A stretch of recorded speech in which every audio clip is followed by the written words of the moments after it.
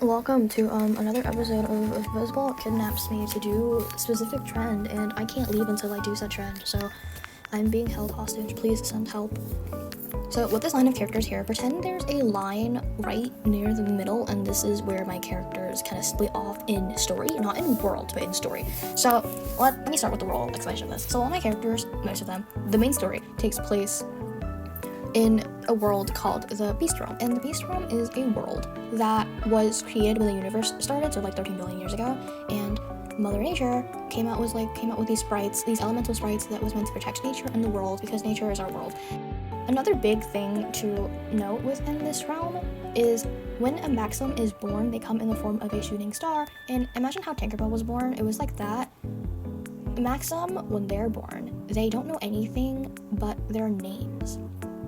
And because they come from the stars and they only know their name, the ruler of the Beast Realm, Sun God, believes that this was a sign that your name is your destiny, because you don't remember anything in your name. You only remember, you don't remember anything else but your name. Like it's etched into your path. The stars have aligned. This is your destiny. So this becomes a very, very big belief in the world.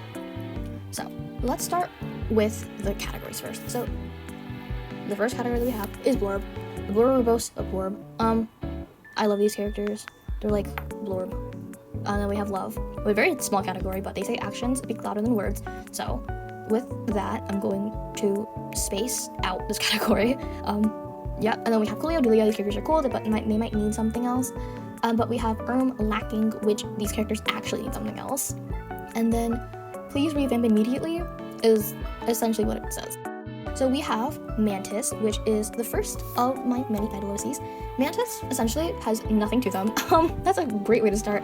Mantis was basically that character that like loved shopping, loved taking their friends places, and was really silly, and Mantis is really cute, but they have nothing else to them. So just because of that, I will put them in Please Revamp Immediately. Continuing on, we have Abalone, and Abalone was basically a ruler of a kingdom under the sea before everything. When they were born, them and their guardian explored the oceans all over the world. They had everything, like it was like their life, and they kept exploring, and their guardian died. And then exploring wasn't the same without them. Then they somehow became the ruler of some kingdom because their guardian was a ruler, and so much shit happened in their life, and they didn't like that life, so they went to the surface, and then they met their idol members, and now they're Coolio. But aside from that, I don't have anything else for Abalone, so I will put them in Lacking.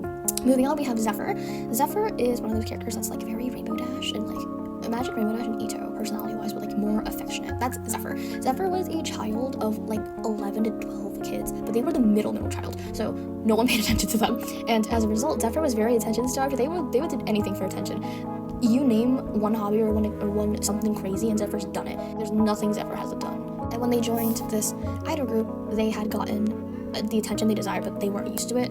So that's Zephyr. Zephyr's very silly. I don't draw Zephyr a lot though. I have a very hard time drawing them, so just because of that, I'll put them in Coolio Dulio. And I still have to fix some things with their personality, but overall, I do really like Zephyr. So moving on, we have Equinox, and Equinox, I'll spare you everything. Equinox essentially has nothing to them. Their name is important, which is something I wanted to emphasize, and I wanted to also bring up the fact that they only had black and white in their design because I wanted them to serve a purpose of like, oh, you see the grays in the world and not just seeing the world in black and white. But I never did anything with that with Equinox, so just because of that, they go in Please Revamp Immediately. And yeah, the only thing interesting about them is their homophobic eyes, but yeah, that's it. So anyways, continuing on, we have Sirius. So with the consideration of your name means destiny, Sirius is a very big name. Sirius is a star, literally a star within like the idol star and a literal star in the sky, and as a result, Sirius wanted to be that star. Sirius wanted to become the star that it was supposed to be. So it kind of like had an identity crisis in its life and split itself between I and Sirius. So it refers to itself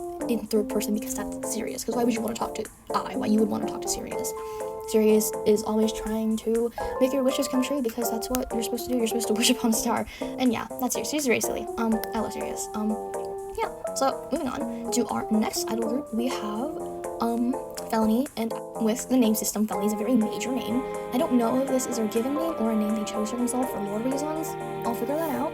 I'll just spare you everything and I'll just put Felony and Please Revamp Immediately. I never had anything for them. The only thing I know about them is they're supposed to be a very older sibling type, tough love. If you got like beat up on the way to school, they'd beat your bullies up and then beat you up too. That's the kind of person they were, but I don't know anything about them. Then we have Amui, and Amui's name is not actually Amui because that's not a thing. Amui's real name is this key smash of a word. It's the lowest, or not the lowest, the dimmest out of stars, which clearly contrasts with Sirius. And with this name, Amui was always rejected as a child and wanted to become a star, wanted to become the brightest star, brighter than the brightest star in the world, because fuck the name system and fuck every single hype beast out there, or like, you know. So, Amui, in the idol world, would collaborate with people and then steal their tracks to gain popularity kind of thing. And that's what it did with the first idol group. It joined their ranks, not their ranks, that sounds so mean. It joined their band in like collaboration and then left with a song they made and credited itself. And just, yeah, that's what Amui did. Amui is very, very silly. I'm going to put them in love just because I need to consider a lot of things, like how is music seen in the realm, and then how would higher ranks or like government handle stolen and copyrighted things. But overall, Amui is very silly. Last one, our last idol member is Lazuli, and Lazuli is supposed to be that life of the party, always dragging their friends to places, but that's all I have for them. Okay, so anyways,